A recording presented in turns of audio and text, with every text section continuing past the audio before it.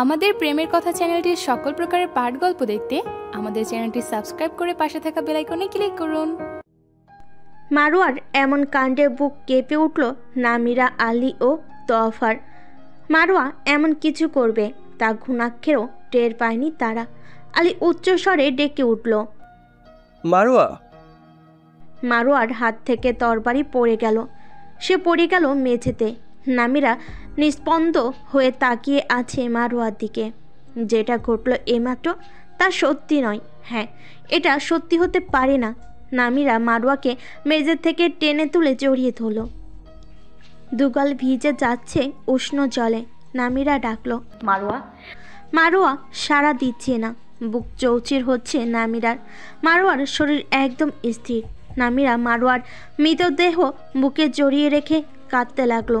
অভিমানী গলায় বলল, তুমি এটা কিভাবে করতে পারলে? আমার বোন, এভাবে তুমি আমাদের ছেড়ে চলে যেতে পারো না। জেগে ওঠো। তুমি না থাকলে কে বোন নামিরা বলে ডাকবে আমায়? কে নেবে তোমার স্থানটা? দয়া করে জেগে ওঠো। জাগবে না? তুমি কি সত্যি ঘুমিয়ে গেছো? নামিরার গলা আটকে আসছে কষ্টে। আলী মারোয়ার একটা হাত আঁকড়ে ধরে আছে। এই হাতটা আর ছাড়তে ইচ্ছে করছে না তার। তার ভীষণ স্বাদ ছিল মারোয়া নিজ মুখে তাকে ভালোবাসে এই কথা স্বীকার করবে, কিন্তু শোনা হলো না, বিয়ে হলো না। যে মেয়েটার সাথে একসঙ্গে বুড়ো হওয়ার স্বপ্ন দেখেছে সে মেয়েটা অসময়েই চলে গেছে তাকে কাঁদিয়ে। আলী নিষ্পলক মারোয়ার দিকে তাকিয়ে থেকে তার নামে অশ্রু জড়িয়ে গাঢ় অভিমানে মনে মনে বলল, আমাকে অসময়ে ছেড়ে যাওয়ার জন্য তোমাকে কখনোই ক্ষমা করব না মারোয়া। তোয়াফা মারোয়াকে কখনোই তেমন পছন্দ করেনি, কিন্তু আজ মারোয়ার মৃত্যু তাকে কষ্ট দিচ্ছে। মেয়েটা তাদের পরিবার ছিল। সেই ছোটবেলা থেকে মেয়েটাকে দেখছে সে। এই মেয়ের মৃত্যুতে কষ্ট না পেলে যেন কষ্টরাও ধিক্কার জানাবে তাকে। কানে হঠাৎ দরজা ভাঙার শব্দ এলো। এরপরই একসাথে একাধিক নেকড়ের গর্জন আশ্রে পড়ল তাদের কানে। শোনা গেল বেঁচে থাকা একমাত্র ভিত্তার চিৎকার। তার তিনজন সচকিত হয়ে উঠল। কাজেমা দৌড়ে এলো তাদের কাছে, অস্থির কণ্ঠে বলল, নেকড়েরা দরজা ভেঙে ফেলছে, অনেক নেকড়ে ঢুকে পড়েছে ভিতরে। ভিত্তা মেয়েটা হয়তো এতক্ষণে মারা গেছে। তোফা দিগ্ভ্রান্ত হয়ে পড়েছে। কি করবে এবার? নেকড়েরা এভাবে দরজা ভেঙে ঢুকে পড়লে তো মহাবিপদ। তোফার মনে হলো এ নিবাস তাদের জন্য সুরক্ষিত নয়। তাদের এখান থেকে যেতে হবে কোনো সুরক্ষিত জায়গায়। কিন্তু সেই সুরক্ষিত জায়গাটা কোথায় হতে পারে? রাজপ্রাসাদ। হ্যাঁ, তাদেরকে রাজপ্রাসাদে যেতে হবে। একমাত্র রাজপ্রাসাদই সুরক্ষিত থাকতে পারে এমন পরিস্থিতিতে। তোফা নামিরা ও আলীর দিকে তাকালো। তারা এখনো মারোয়ার মৃতদেহ আঁকড়ে বসে আছে। তোফা বলল, আলী, নামিরা, আমাদের এক্ষুনি এখান থেকে বেরোতে হবে। রাজপ্রাসাদে যেতে হবে। সব জায়গায় নেকড়ে ছড়িয়ে পড়েছে। বাইরে সব জায়গাতে নেকড়ে। এমন পরিস্থিতিতে একজন রাজপ্রাসাদেরই আমাদের জন্য সুরক্ষিত। আমাদের রাজপ্রাসাদে যেতে হবে, দ্রুত চলো। নামিরা ও আলী মারোয়ার দিকে তাকালো। মারোয়া ও হায়েশাকে এখানে ফেলে রেখে যাবে তারা? অবশ্য মারোয়া আর হায়েশা তো এখন মৃত। তাদের এখানে ফেলে রেখে যাওয়া ছাড়া আর কোনো উপায় নেই। নামিরা মারোয়াকে মেঝেতে শুইতে উঠে দাঁড়ালো। আলী উঠছে না। নামিরা নিজেকে কঠিন করার চেষ্টা করে বলল, ভাই আলী, উঠুন। আমাদের যেতে হবে, বাঁচতে হবে। আমরা বাঁচবো। নামিরা আলীর হাত ধরে টেনে তুলল আলীকে। কাঠের মেঝে হঠাৎ কেঁপে উঠল নেকড়েদের পদাচারণায়।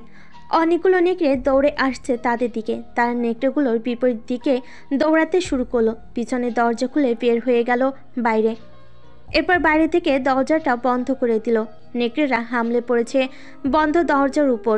তারা স্বস্তি অনুভব করলো তাদের ঘোড়াগুলোকে অক্ষত দেখে। দৌড়ে কিংবা পায়ে হেঁটে যাওয়ার চেয়ে ঘোড়ায় যাওয়াটাই বেশি সুবিধাজনক হবে। তার দ্রুত উঠে পড়ল ঘোড়ার পিঠে। রাজা ইজলাল কাতরাচ্ছে ব্যথায়। ইনিভিত্তাকে মারধর করে ভীষণ দুর্বল করে দিয়েছে। দুর্ভাগ্যক্রমে তিনি কারোর কাছে সাহায্য চাওয়ার জন্য একটা চিৎকারও করতে পারেনি। মনে হচ্ছিল ইনিভিত তার কণ্ঠ বধ করেছে। এখন অবশ্য চিৎকার করার শক্তিও নেই তার। আর ভাগ্য এতই খারাপ যে তার কক্ষের আশপাশে কেউ আসছে না। ইনিভির রাজা ইজলালের দিকে ঝুঁকে পড়ে বলল, আমাকে বাঁচানোর জন্য আমার আম্মির কথায় মিনুবা আমাকে নিয়ে পালিয়ে গিয়েছিল এখান থেকে। নয়তো আপনি হয়তো আমাকেও হত্যা করতেন। কিন্তু আপনার মৃত্যু আমার হাতেই রচিত বলেই হয়তো আমি বেঁচে আছি। আর সেদিন আপনি আমাকে দেখানোনি, কিন্তু আপনি আমার আম্মির মৃত্যুর জন্য দায়ী। আপনি আমার বোন অর্থাৎ নিজের নবজাতক সন্তানকে পাথরের আঘাতে হত্যা করেছেন। আপনি তো মানুষ না, জানোয়ার। আর আপনি আমাকে নিজের সন্তান বলে সবার সাথে পরিচয় করিয়ে দেবেন? আপনার জঘন্য রূপকে সবার সামনে প্রকাশ করবেন আজ। চলুন, আপনি যে একজন জানোয়ার সেটা সবাইকে বলবেন। ইনিফি এক হাত দিয়ে টেনে তুলল রাজা ইজলালকে। তাকে টানতে টানতে নিয়ে দরজার দিকে এগোলো। রাজসভাতে নেকড়ের বিষয়টাকে কেন্দ্র করে আবারও আলোচনা বসেছে। প্রায় 1 ঘন্টা ধরে চলছে আলোচনা। ইনিফিকে এখনও খুঁজে পাননি তারা, তবে খোঁজার জন্য লোক নিযুক্ত হয়েছে। কিভাবে নেকড়ের বিরুদ্ধে পরিকল্পনাগুলোকে বাস্তবায়ন করা হবে সবার সম্মিলিত সিদ্ধান্তের উপর চূড়ান্তভাবে পদক্ষেপ নেওয়া হবে। এখন সব ব্যাপারে বিস্তারিত আলোচনা চলছে। কিভাবে উত্তরাঞ্চল, হান্দে ও দক্ষিণাঞ্চল থেকে নেকড়েদের বন্দি করা হবে সেটা নিয়ে। ইনিভি যদিও বলেছে এর কোনো প্রতিকার নেই, মৃত্যুই একমাত্র প্রতিকার, কিন্তু ওমরের মনে হচ্ছে প্রতিষেধক রয়েছে এর। সে ব্যাপারে হয়তো ইনাল রাজ্যে গিয়ে কিছু জানতে পারবে চরেরা। যদি নেকড়েদের আবারও স্বাভাবিক মানুষে পরিণত করা হয় তবে তাদের মেরে ফেলা অনেক কাজ হবে। তাই বন্দি করার সিদ্ধান্ত, নয়তো সবাইকে মেরে ফেলারই হুকুম জারি করা হতো। এই গুরুত্বপূর্ণ আলোচনা সভায় রাজা উপস্থিত নেই। তিনি নিজের কক্ষে বসে আছেন। তাকে যে খুব প্রয়োজন এখানে তাও নয়, তবুও রাজা অনুপস্থিত থাকার ব্যাপারটা কেমন যেন খাপছাড়া লাগছে। শোনা গিয়েছে তার নাকি শরীর ভালো না। বিকাল থেকেই তিনি নিজের কক্ষের ভিতর বসে আছেন, কারোর সাথে দেখাও করছেন না।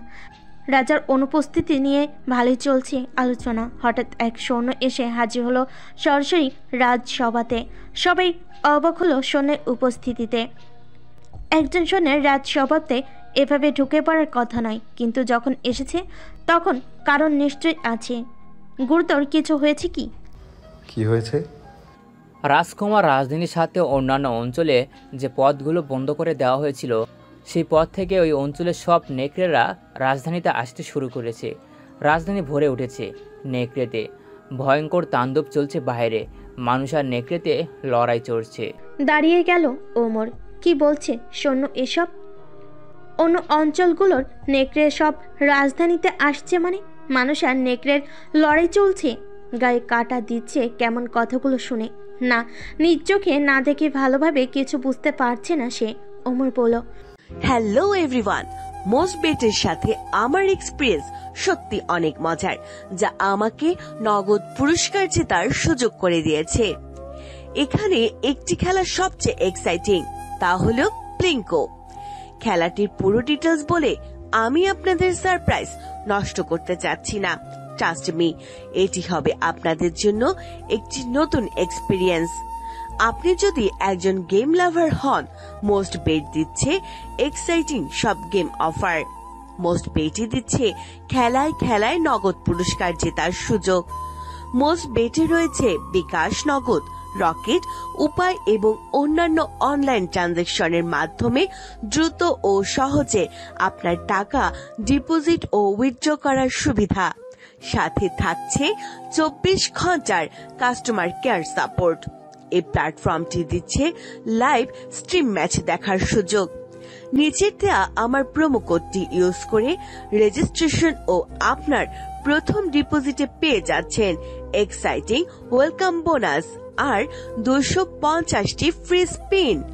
Don't miss this offer. আমি বাইরে গিয়ে দেখছি। প্রথমে বাইরে না গিয়ে পাশেদের চূড়া থেকে একবার দেখুন বাইরেরটা। কত ভয়ঙ্কর কাণ্ড হচ্ছে বাইরে। সৈন্যের কথাই এবার সবাই রাজসভা ত্যাগ করে প্রাসাদের চূড়ায় যাওয়ার জন্য ছুটতে শুরু করলো। সৈন্যের কথা সত্য নাকি মিথ্যা তা পরীক্ষা করতেও যা অনেকটা। প্রাসাদের চূড়া থেকে আশপাশটা অনেক দূর অব্দি দেখা যায়। তারা দেখলেও সৈন্যটির কথা একদম মিথ্যা নয়। বাইরে অসংখ্য নেকড়ে ঘুরে বেড়াচ্ছে।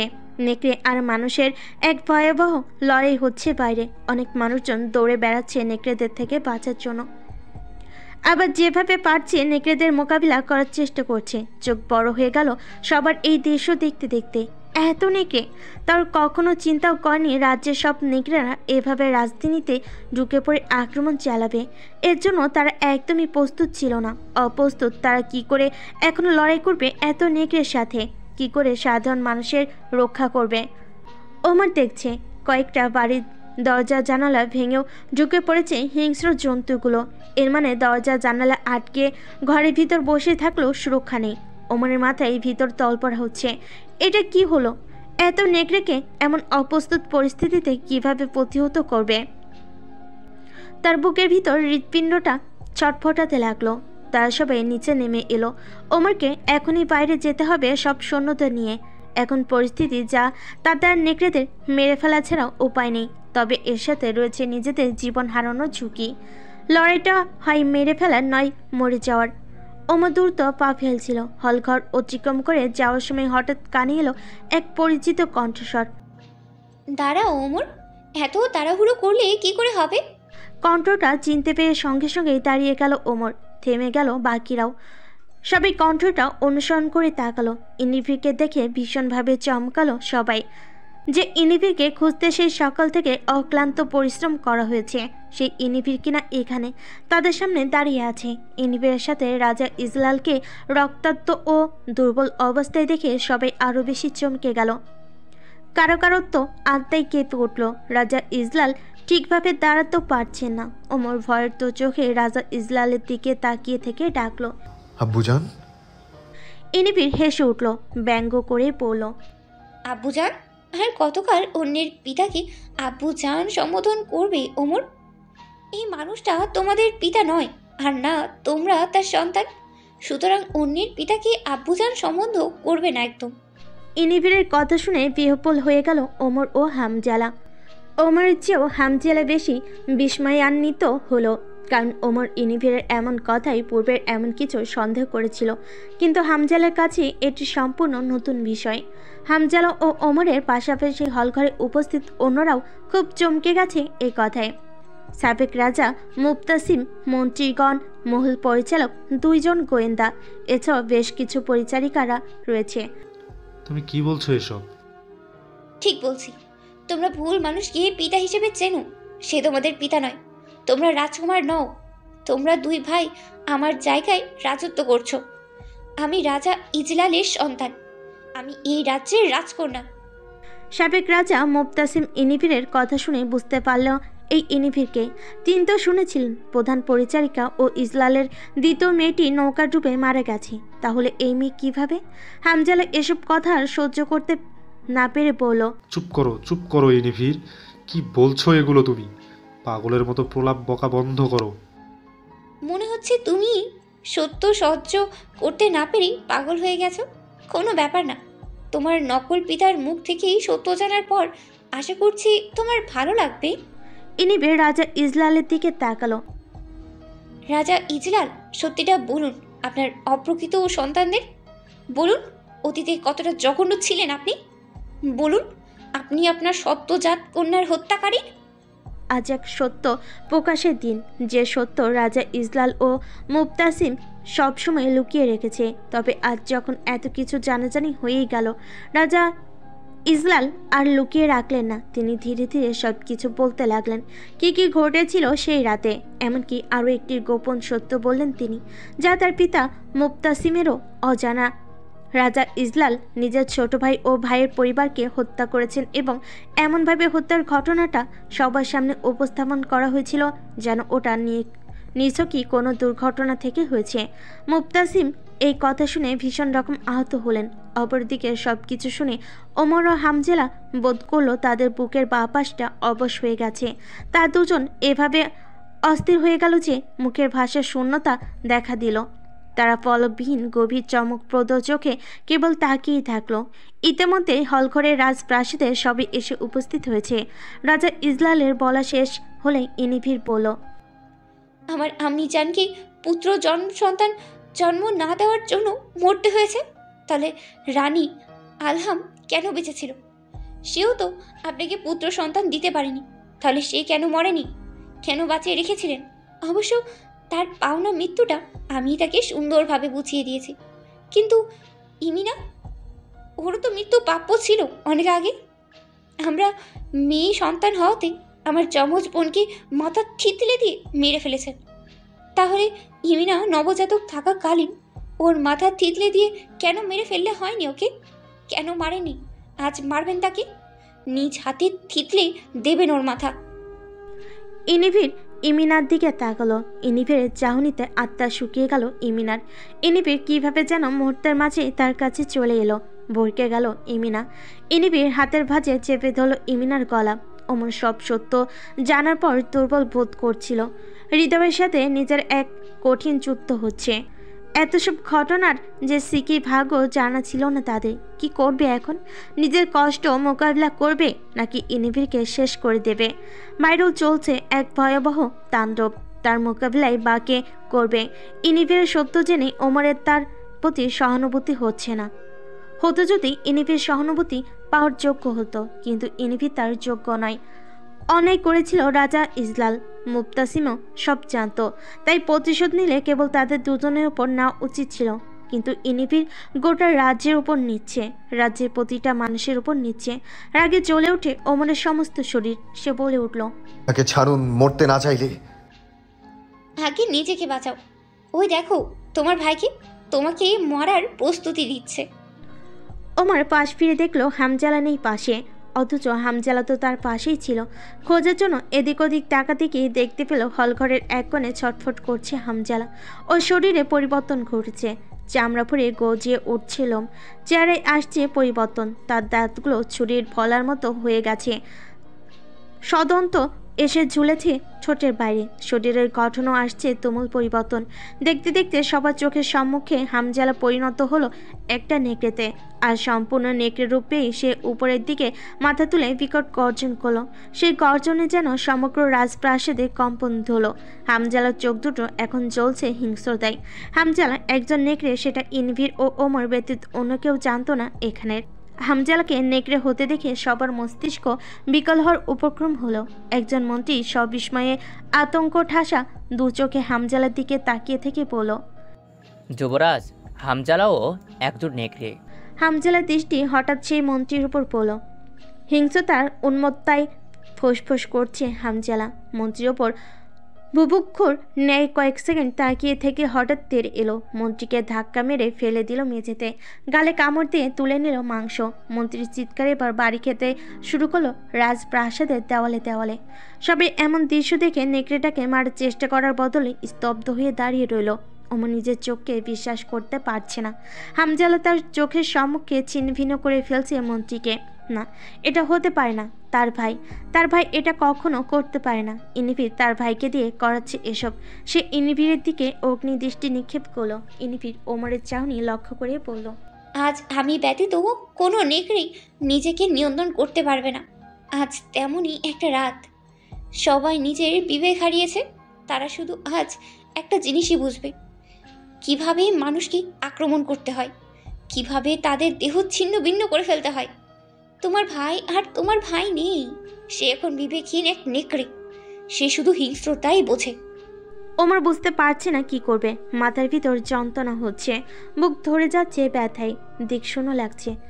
একদিকে ইনিভিন, একদিকে হামজালা, আর বাইরে নেকড়ের ভয়ঙ্কর পরিস্থিতি ও হিংস্রতা। সে একবার হামজালার দিকে তাকালো, দেখতে পেল হামজালা এখনো সেই মন্ত্রীকে নিয়েই ব্যস্ত। ধারালো দাঁত নখ দিয়ে মন্ত্রীর শরীর ক্ষতবিক্ষত করে দিচ্ছে। একজন গোয়েন্দা হঠাৎ ধারালো তরবারির আঘাত বসিয়ে দিল হামজালার লোমশ শরীরে। ওমর চিৎকার করতে গিয়েও পারল না, চিৎকার গলাতে আটকে রইল। কিসের জন্য চিৎকার করবে সে? কি বলবে? আমার ভাইকে মেরো না। হামজালা এখন কেবল তার ভাই নয়, এক হিংস্র নেকড়ে যে ইতিমধ্যে নৃশংসভাবে হত্যা করেছে একজনকে। শরীরে আঘাত খেয়ে হামজালা ঘুরে তাকালো সেই গোয়েন্দার দিকে। তার দু চোখ ক্রোধ ধকধক করছে। তীব্র আক্রোশ নিয়ে ঝাঁপিয়ে পড়ল গোয়েন্দার শরীরে, এক থাবায় ভেঙে দিল গোয়েন্দার ঘাড়। ইনিভির হামজালার কাণ্ড কারখানা সবার মনোযোগ আকর্ষণ করে রাখার মাঝে কোত্থেকে একটা পাথরের খণ্ড নিয়ে এলো। সেটা দিল রাজার হাতে। ইমিনাকে ধাক্কা মেরে ফেলে দিল মেঝেতে। পা দিয়ে ইমিনার পিঠ চেপে রেখে রাজাকে বলল, দিন, থিতলে দিন আপনার কন্যার মাথা, ঠিক সেই দিন যেভাবে থিতলে দিয়েছিলেন। রাজা ইজলালের হাত কাঁপছে। ইমিনা তার বড় প্রিয়। তিনি ইমিনার মাথা থেতলে দেওয়ার কথা চিন্তা করতে পারবেন না তিনি। হাত থেকে পাথরের খণ্ডটা পড়ে গেল তার। ইনিভির চরম বিরক্ত হয়ে বলে উঠল, অবাধ্য রাজা। বলে সে কামড় দিল রাজার গলায়। কামড়ে দিতে গিয়ে তার রূপ পরিবর্তন হয়ে গেল। সে এখন আর মানুষ নেই, বৃহৎ শরীরের এক নেকড়ে। রাজা ইজলালের গলার চামড়া ও মাংস ভেদ করে নেকড়ের ধারালো দাঁতগুলো ঢুকে গেল ভিতরে, চিরে আনলো শিরা। ঠিক সেই সময় ইনিভের পিঠে এসে ঢুকে গেল একটা রূপার তরবারি। কেঁপে উঠল ইনিভিরের শরীর। সামনে তাকিয়ে দেখলো ওমর নেই, অথচ ওমর তো তার সম্মুখে দাঁড়িয়েছিল।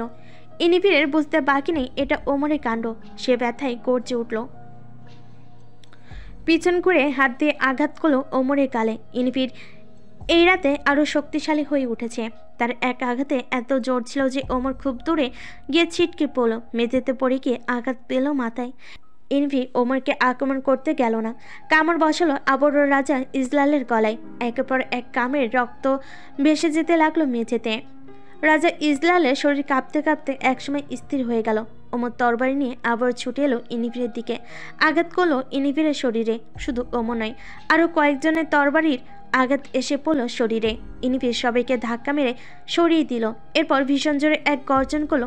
এই বিকট গর্জন যে তার গর্জনের কান চেপে ধরল সবাই। ইনিভিরের গর্জন থেমে যেতে দেখা গেল রাজপ্রাসাদের প্রধান প্রবেশ দরজা খুলে গেছে। খোলা সেই দরজা দিয়ে ঢুকতে শুরু করলো নেকড়ে দল। হুড়মুড়িয়ে ঢুকছে একের পর এক নেকড়ে। সবার অবিশ্বাস্য দৃষ্টি ফুলে ফেপে উঠেছে এমন দৃশ্যের মুখোমুখিতে। কোটর ছেড়ে বেরিয়ে আসতে চাচ্ছে তাদের চোখ। এত নেকড়ে একসাথে প্রাসাদে ঢুকতে দেখে ওমর হতচকিত হয়ে বলল, ও না। নেকড়েরা হামলা করতে লাগলো তাদের উপর। সবাই যে যার অস্ত্র বের করে নেকড়েদের বিরুদ্ধে লড়াই চালাতে লাগলো। ওমর এত নেকড়ে ভিড়ে হারিয়ে ফেলো হামজালাকে। সে চিনতে পারছে না তার হামজালাকে। এত নেকড়ের মাঝে মিলে গেছে হামজালা। পরিচারিকারা দৌড়ে পালাচ্ছিল। কেউ কেউ কোনো কক্ষের ভিতর ঢুকে দরজা বন্ধ করতে পারলো, তবে বেশিরভাগই নেকড়ের কবলে পড়লো। মানুষের চিৎকার আর নেকড়ের গর্জন মিলেমিশে একাকার হয়ে যাচ্ছে। অন্য কারোর দিকে দেখার সুযোগ নেই। সবাই নিজের প্রাণ বাঁচাতে ব্যস্ত। সারা প্রাসাদ জুড়ে চলল নেকড়ে আর মানুষের দৌড়াদৌড়ি, রক্তপাত আর হট্টগোল। সবাই যখন নেকড়ের সাথে লড়াই করতে ব্যস্ত, ইনিভির এগিয়ে গেল মুবতাসিমের দিকে। বৃদ্ধ মুবতাসিমও নেকড়ের সাথে লড়াই চালাচ্ছিলেন, এমনকি নিজেকে আঘাতমুক্ত রেখেছিলেন। ইনিভির এখন মানুষ রূপে। সে তুলে নিল মেঝে থেকে একটা রক্তাক্ত তলোয়ারের মালিক নেকড়ের হাতে মারা পড়ে আছে। ইনিভির মৃতদেহটার উপর পা রেখে এগিয়ে গেল দাদা মুবতাসিমের দিকে। তলোয়ার হাতে নেকড়ের সাথে লড়তে থাকা মুবতাসিমের বুকের বাঁ পাশে তরবারিটা ঢুকিয়ে দিল ইনিভি। থমকে গেল মুবতাসিম। তার হাতের তলোয়ার পড়ে গেল। নিঃশ্বাস বন্ধ হয়ে আসছে তার। ইনিভির বলল, আপনি সব কিছুর মূলে। যদি না আপনি ভবিষ্যৎ রাজার একজন পুত্র সন্তানের আকাঙ্ক্ষা করতেন, তাহলে এসব কিছুই ঘটতো না। ইনিভি তলোয়ারটা বের করে নিল মুবতাসিমের বুক থেকে, তারপর আবার ঢুকিয়ে দিল একই স্থানে। এমন সময় ওমরের দৃষ্টি পড়ল সেদিকে। চিৎকার করে উঠল ওমর, দাদাজান। ইনিভির ওমরের দিকে তাকিয়ে তাচ্ছিল স্বরূপ হাসল। ওমর এগিয়ে যেতে চাইল দাদা মুবতাসিমের দিকে, কিন্তু নেকড়েরা তাকে এবং ইনিমাকে ঘিরে ধরল। ইনিমাকে ওমর নিজের কাছে কাছে রেখেই ওকে রক্ষা করছে। ইমিনা লড়াই খুব বেশি পারদর্শী নয়। ওমরের সাহায্য না থাকলে সে নেকড়েদের সাথে এতক্ষণ টিকে থাকতে পারত না। ওমর ধীরে ধীরে সবাইকে হারানোর ফলে মানসিক যন্ত্রণায় ভীষণ হিংস্র হয়ে উঠল, আর তার হিংস্রতা নেকড়েদের জন্য কাল হয়ে উঠল। ওমরের নামিরার কথা স্মরণে আসছে। নামিরা ঠিক আছে তো? যুবরাজ ইলদিস নিজের ব্যাগপত্র গুছিয়ে নিয়েছে সব, কিন্তু তাকে জাহাজ ঘাট পর্যন্ত নিয়ে যাওয়ার জন্য যে ছেলেটার আসার কথা ছিল সে এখনো অবধি আসেনি। চুলে ফের একবার চিরুনি চালালো সে। এরই মধ্যে দরজায় করাঘাতের শব্দ হলো। ছেলেটা বোধহয় এসেছে। ইলদিস দরজা খুলো, আর খুলে যা দেখলো তার জন্য সে একদমই প্রস্তুত ছিল না। তার দরজার সামনে একটা নেকড়েটাকে হামলা করার সুযোগ না দিয়ে সে দরজা লাগিয়ে দিল। আবার নেকড়ে কোত্থেকে এলো পর্যটক মহলের ভিতর। ইলদিজের কক্ষের দরজা এবার একের পর এক আঘাত পড়তে লাগলো। কিছুটা ঘাবড়ে যাচ্ছে ইলদিজ। দরজার গায়ে শব্দটা ধীরে ধীরে ভীষণ জোরালো হচ্ছে। ইলদিজের মনে হলো এখন আর একটা নেকড়ে নয়, কয়েকটা নেকড়ে মিলে যেন দরজার গায়ে আঘাত করছে। এভাবে চলতে থাকলে ভেঙে যাবে দরজা। সে হাতে তলোয়ার তুলে নিল, সাথে নিল আরও দুটো ছোট ছোট অস্ত্র। এরপর বড় করে নিঃশ্বাস ত্যাগ করে প্রস্তুত হলো নেকড়ের মোকাবিলা করতে। হাত রাখলো দরজার হাতলে, দরজা খুলো আর খুলে সঙ্গে সঙ্গে আঘাত করলো একটা নেকড়েকে। ধারণা ঠিক ছিল, একটা নেকড়ে নয়, এখানে 3টা। ইলদিস সব কটাকে আঘাত করলো। 4-5টা আঘাত শরীরে পড়তে কাবু হয়ে গেল 3টা নেকড়ে। মেঝেতে পড়ে গঙ্গাচ্ছে ওগুলো। একটা নেকড়ে হঠাৎ ফিরে এলো মানুষ রূপে। ইলদিস দেখলো ছেলেটা পর্যটক মহলের কর্মচারী। সে নেকড়েগুলোকে ফেলে রেখে করিডোর ধরে এগোতে লাগলো। দেখলো চারপাশে মানুষ পড়ে আছে। নেকড়েগুলো খুবলে তুলে নিচ্ছে তাদের শরীরের মাংস, ভাঙছে হাড়। পুরো শরীর ছমছম করে উঠল ইলদিজের। কি হচ্ছে এসব? আরও 2-3টা নেকড়ে ছুটে আসলো তাকে লক্ষ্য করে। এক এক করে আসাই সে যেতে যেতেই নেকড়েগুলোকে আঘাত করতে লাগলো। পুরো পর্যটক মহলেরই একই অবস্থা। নেকড়ে আর মানুষের লড়াই চলছে দৌড়াদৌড়ি। ইলদিস তার অনুচরের কক্ষের সামনে এসে দাঁড়ালো। দরজাটা ভেজানো। সে খুলে ফেললো দরজাটা। ভিতরের দৃশ্য দেখে বুক কেঁপে উঠল তার। কিঞ্চিত ব্যথাও ছড়িয়ে পড়লো তার হৃদয় পৃষ্ঠে। তার অনুচরকে একটা নেকড়ে ক্ষত বিক্ষত করে ফেলেছে। এখন তার অনুচরের বুকের মাংস কামড়ে খাচ্ছে নেকড়েটা হঠাৎ তার দিকে তাকালে সে দরজা বন্ধ করে দিল। কি হচ্ছে এগুলো? ইলদিস এখানে আর দাঁড়ালো না, এক দৌড়ে মহলের বাইরে চলে এলো। মল থেকে বাইরে পা রেখেই থমকে গেল সে। বাইরেও একই অবস্থা। নেকড়ে আর মানুষের হুলস্থুল স্কান্ত বেঁধে গেছে। ইলদিস দেখলো বেশ কয়েক জায়গায় আগুন জ্বলছে। শরীরে আগুন লাগা একটা নেকড়ে ঘুরতে ঘুরতে হঠাৎ তার সামনে চলে এলো। নিশ্চয়ই মানুষ নেকড়ের ভয়ে আগুন লাগিয়ে দিয়েছে জায়গাগুলোতে। ইলদিস বিশ্বাসই করতে পারছে না নিজের চোখকে, হতভম্ব হয়ে যাচ্ছে। এমন এক দৃশ্য শাহিরে দেখা যাবে তা কখনোই ভাবিনি। হঠাৎ করে রাজধানীতে এত নেকড়ে এলো কোত্থেকে? আর নেকড়েরা এমন হিংস্রই বা হয়ে উঠল কেন? ইলদিজের মনে হলো একবার রাজপ্রাসাদে যাওয়া দরকার তার। এমন নেকড়ে পরিস্থিতি কী ব্যবস্থা গ্রহণ করা হচ্ছে জানতে কৌতূহল বোধ করছে। কিন্তু এত নেকড়ে মারিয়ে রাজপ্রাসাদ পর্যন্ত যাবে কি করে? রাজধানীর মানুষরা ঘর থেকে বাইরে বের হয়ে এসেছে। ঘরের ভিতরেও নেই কোনো সুরক্ষা। দরজা জানালা ভেঙে ভিতরে ঢুকে পড়ছে নেকড়েরা। বাইরে প্রচুর মানুষ নেকড়ের হাত থেকে বাঁচার জন্য দৌড়াদৌড়ি পালানোর চেষ্টা করছে, কিন্তু তাদের উদ্দেশ্য গন্তব্যহীন। একটা নেকড়ের থেকে বাঁচার জন্য দৌড়ে পালাতে গিয়ে আরেকটা নেকড়ের সম্মুখে পড়ছে। মানুষ লুকানোর চেষ্টা করছে নেকড়েগুলোর চোখের আড়ালে, কিন্তু কিছু করে রক্ষা পাচ্ছে না। রাত সৈন্যরা নেকড়েদের সাথে যুদ্ধ করার জন্য সব বাইরে প্রাণপণে লড়ছে সবাই। ইলদিস কিছুক্ষণ দাঁড়িয়ে থেকে বাইরের অবস্থান দেখলো চুপচাপ। কোনো নেকড়ে এতক্ষণ তাকে খেয়াল করেনি। সে নেমে পড়লো নেকড়ে ও মানুষের ভিড়ে। তার মনে গভীর আত্মবিশ্বাস সে নেকড়েদের দ্বারা আহত হবে না। ইলদিস হেঁটে যেতে লাগলো পথ ধরে। নেকড়েরা এগিয়ে আসছে, সেও প্রস্তুত। রূপর অস্ত্রের আঘাতে নেকড়েরা বেশ দুর্বল হয়। নামিরা এই ব্যাপারটা উপলব্ধি করলো। তারা রয়েছে এখন প্রধান বাজারে। এখানে শয়ে শয়ে লোক ও শয়ে শয়ে নেকড়ে। প্রধান বাজার এই মুহূর্তে এক ভয়ঙ্কর যুদ্ধক্ষেত্রে পরিণত হয়েছে। এই ভিড় ঠেলে সামনে এগিয়ে যাওয়া দুষ্কর। এছাড়া নেকড়েরা জনসাধারণের উপর হামলা করছে। তার এভাবে এত মানুষদের নেকড়েদের সম্মুখে রেখে পালিয়ে যেতে পারে না নিজেদের জীবন রক্ষা করতে। তার 4 জন সাধারণ ও রাজসৈন্যদের পাশাপাশি নেকড়ের সাথে লড়াই করছে। আর এই লড়াই করতে গিয়ে খেয়াল করলো নামিরা নেকড়েগুলো রূপর অস্ত্রের আঘাতে বেশি যন্ত্রণাবোধ করে ও দুর্বল হয়। একজন লোক তলোয়ার দিয়ে একটা নেকড়েকে খুব আঘাত করছিল, তবু মারা যাচ্ছিল না নেকড়েটা। কিন্তু সে এরপর একটা আঘাত করতে নেকড়েটা মাটিতে লুটিয়ে পড়লো, একদম স্থির হয়ে গেল। এরপর বেশ কিছু সময় ধরে পর্যালোচনা করে বুঝতে পারল তার ধারণা ঠিক। রূপর তৈরি অস্ত্র নেকড়ের বিরুদ্ধে ব্যবহার করা উত্তম, কিন্তু সবার কাছে তো রূপর অস্ত্র নেই। প্রধান বাজারে মাটিতে পড়ে আছে এখন সাধারণ আহত ও মানুষ ও নেকড়ে মানুষেরা। অনেক বেশি আহত হয়ে প্রায় কয়েকটা নেকড়ে মানুষ রূপে ফিরেছে।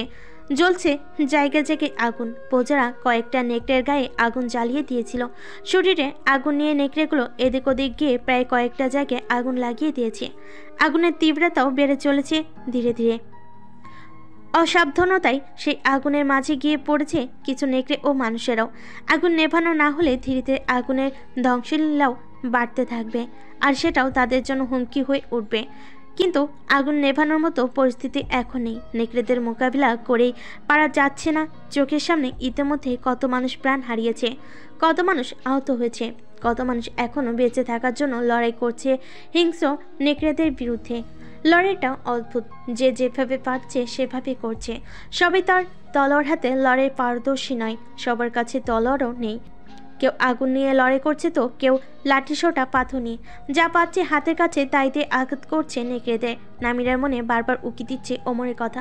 সে জানে না ওমর কথাই কি করছে, কেমন আছে, রাজকুমার কি ঠিক আছে, সুস্থ আছে। এমন পরিস্থিতি যেন তাতে নামিরার খুব ভয় করছে। যদি একবার দেখতে পেত ওমরকে নিজ চোখে, দেখতে পেত সে স্বাভাবিক আছে, সুস্থ আছে, তাহলে ভীষণ স্বস্তি পেত। কিন্তু ওমরের কোনো খবর সে জানে না, আশেপাশে কোথাও দেখতে পাচ্ছে না। আধারকে সে প্রধান বাজারের এই যুদ্ধক্ষেত্রে দেখতে পেয়েছিল, তার কাছে জিজ্ঞেস করেছিল ওমরের ব্যাপারে, কিন্তু সেও কিছু জানে না ওমরের ব্যাপারে। রাজকুমার কি প্রাসাদে আছে? বাড়ি এমন বিপদের সময় রাজকুমার তো প্রাসাদে বসে থাকার মানুষ না, তবে কোথায় সে? ওমরের কথা ভাবতে গিয়ে কিছুটা অন্যমনস্ক হয়ে পড়েছিল নামিরা। একটা নেকড়ের আক্রমণ প্রতিহত করতে যথাযথ প্রস্তুত ছিল না সে। নেকড়েটা তাকে কামড়ানোর জন্য প্রায় তার কাছাকাছি মুখ নিয়ে এসেছে। নামিরা সতর্ক হয়ে নেকড়েটাকে আঘাত করতে যাবে, তার আগেই একজন নেকড়েটার আঘাত করে ফেলে দিল জমিনে। সাহায্যকারী মানুষটাকে দেখতে দৃষ্টি নিক্ষেপ করলো, পরিচিত মুখ ধরা দিল চোখে। বুকে স্বস্তি ও দু চোখে খানিক আনন্দ ছলকে উঠল নামিরার। সে প্রশান্ত কণ্ঠে বলল, অবশেষে আমার আঁখি দুটো কাঙ্ক্ষিত মানুষ খুঁজে পেল। নামিরার দিকে তাকিয়ে থেকে তেড়ে আসে একটা নেকড়ের মাথায় রূপোর তরবারি ঢুকিয়ে দিল ওমর। নামিরাকে বলল, আবার স্ত্রী কি আমাকে নিয়ে ভাবতে গিয়ে অমনোযোগী হয়ে পড়েছিল। এখন তো আমি এসে গেছি, এবার তো সে একটু মনোযোগী হতে পারে। পেছনে দেখো। পিছন ফিরে তাকালো নামিরা। একটা নেকড়ে। নামিরা পাশে সরে গেল। নেকড়েটা ঝাঁপিয়ে পড়তে উদ্যত ছিল তার উপর। সে সরে যেতেই ওটা ওমরকে নিয়ে পড়ে গেল মাটিতে। নেকড়েটা আহত। ওমর হাত দিয়ে চুইটা বের করলো, নেকড়েটার আহত গলায় আঘাত করলো 4-5 বার। নামিরা নিজের সর্বশক্তি দিয়ে নেকড়েটার পিঠে আঘাত করলো। ওমর নেকড়েটাকে নিজের উপর থেকে ছুঁড়ে মারল দূরে। সঙ্গে সঙ্গে ওটা একটা মেয়ে মানুষ হয়ে মাটির উপর পড়লো। মেয়েটার শরীর যেন নড়ে উঠল কিঞ্চিত। এ মানে মারা যায়নি, তবে মারা যাবে মানুষরূপী ওই নেকড়েটা। বাঁচার সম্ভাবনা ক্ষীণ। ওমর ও তার সাথে থাকা অন্যরা মিলে রাজপ্রাসাদে প্রবেশ করা নেকড়েগুলোকে হত্যা করেছে। তবে নেকড়েগুলোকে মারতে গিয়ে তারা বেঁচেছে মাত্র 4 জন। সে ইমিনা, একজন গোয়েন্দা ও মহল পরিচালক। বাকিরা মারা গেছে। মৃত নেকড়েগুলোর ভিতর ইনিভির ছিল না, আর না ছিল হামজালা। হামজালা ওখানে না থাকায় ওমর স্বস্তি বোধ করছে। সে আশা করছে হামজালা বেঁচে আছে। ইমনাকে প্রাসাদের একটা কক্ষের ভিতর লুকিয়ে রেখে এখানে এসেছে ওমর।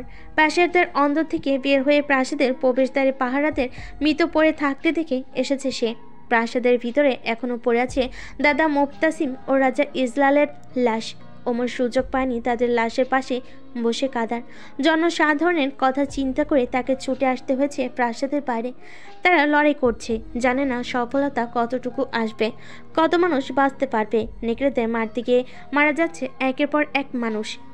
ওমর ও নামিরার সাথে দৃষ্টি সাক্ষাৎ হলো ইলদিজের মাঝে দূরত্ব মন্দ নয়। দূরত্ব মারিয়ে তার কাছাকাছি হলো একসময়। ওমর অবাক হয়ে জিজ্ঞেস করলো,